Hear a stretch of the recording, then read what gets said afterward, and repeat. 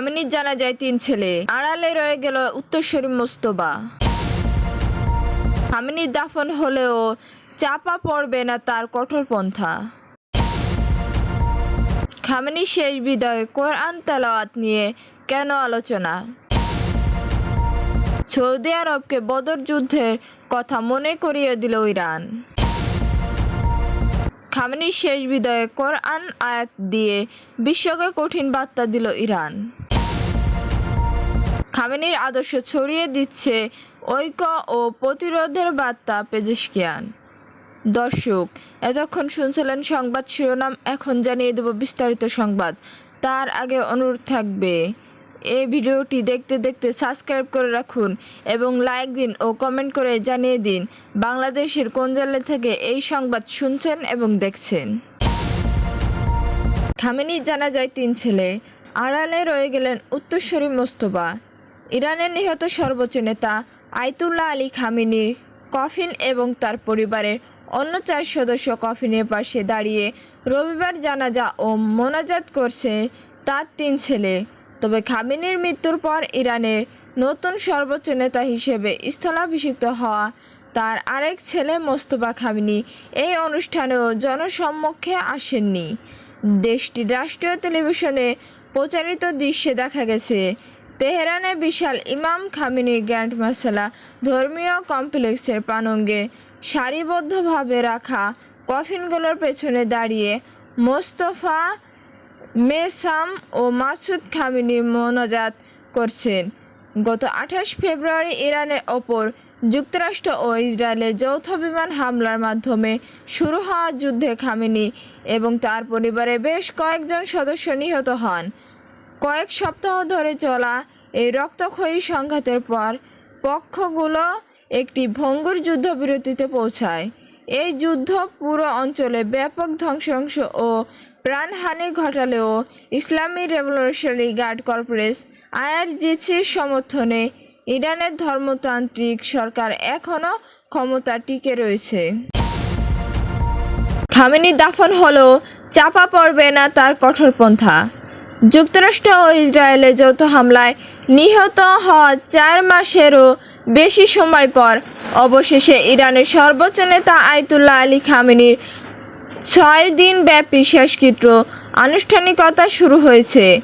Tehran ও কম নাগরিক হয়ে প্রতিবেশী ইরাকের শিয়া পবিত্র স্থান নাজাফ ও কারবালা ঘুরে মাশহাদে গিয়ে শেষ হবে এই দাফন প্রক্রিয়া। একে ইসলামী প্রজাতন্ত্র ইতিহাসে অন্যতম বৃহত্তর রাষ্ট্রীয় আয়োজন হিসেবে গণ্য করা হয়েছে। কর্তৃপক্ষ ধারণা করেছে এতে প্রায় 2 কোটি মানুষ অংশ নেবেন। শেষকৃত্য নির্বিঘ্ন করতে 1.5 লক্ষাধিক পুলিশ মোতায়েন করা হয়েছে। বন্ধ রাখা হয়েছে দেশের আকাশসীমা একাংশ এবং ঘোষণা করা হয়েছে সরকারি ছুটি। তবে এই বিশাল ব্যবস্থাপনার আড়ালে তেহরান এক সুদূর প্রসারী রাজনৈতিক উদ্দেশ্য রয়েছে। খামেনির শেষ বিদায়ে কোরআন তেলাওয়াত নিয়ে কেন আলোচনা? তেহরানের গ্র্যান্ড মাসালা প্রায়াত সর্বোচ্চ নেতা আয়াতুল্লাহ আলী খামেনির কফিনে যখন সৌদি আরবের প্রতিনিধি দল শ্রদ্ধা জানাতে এগিয়ে এলো, তখন সেখানে নৈপথ্য বাজানো পবিত্র কোরআনের একটি আয়াত সবার দৃষ্টি আকর্ষণ করেছে। তেলাওয়াতকৃত আয়াতটি ছিল সূরা আল ইমরানের 13 নম্বর আয়াত, যাতে ইসলামের ইতিহাসে বিখ্যাত বদর যুদ্ধ বিবরণ তুলে ধরা হয়েছে।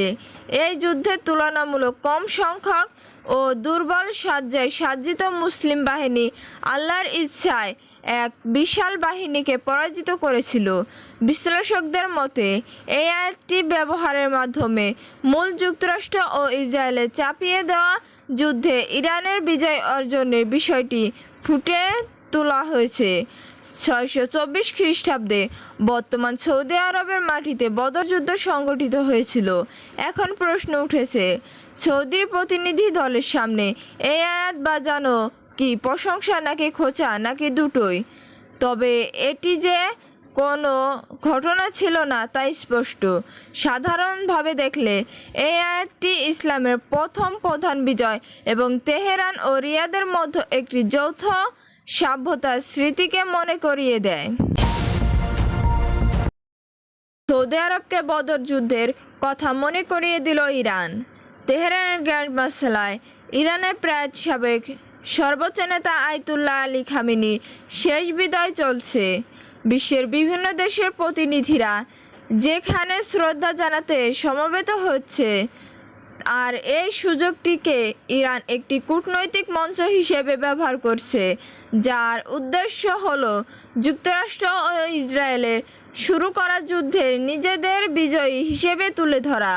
সুপরিকল্পিত পদক্ষেপ হিসেবে যে কোনো দেশে সরকারি প্রতিনিধি দল যখন খামেনি এবং তার পরিবারের সদস্যদের কফিনে শ্রদ্ধা জানাতে এগিয়ে আসছিলেন, তখনই পবিত্র কোরআনের আয়াত বাজানো হচ্ছিল। মজার বিষয় হলো, এই কোরআনের আয়াতগুলোর মাধ্যমে একটি বিশেষ বার্তা দেওয়া হচ্ছিল, যা ইরানের মিত্র এবং মার্কিন সমর্থিত দেশগুলোর মধ্যে একটি স্পষ্ট পার্থক্য রেখা টেনে দেয়। একই সঙ্গে তেহরান ভবিষ্যতে কেমন সম্পর্ক বজায় রাখতে চায় তাও ইঙ্গিত দেওয়া হচ্ছে। এতে এই বিষয়টি সবচেয়ে বেশি নজরে আসে যখন সৌদি আরবের প্রতিনিধি দল শ্রদ্ধা জানাতে সামনে এগিয়ে যায়। তখন পবিত্র কোরআনে সূরা আল ইমরানের 13 নম্বর আয়াতটি তেলাওয়াত করা হয়। এই আয়াতের ঐতিহাসিক বদর যুদ্ধের বিবরণ রয়েছে, যা 624 খ্রিস্টাব্দে বর্তমান সৌদি আরব অঞ্চলে সংঘটিত হয়েছে।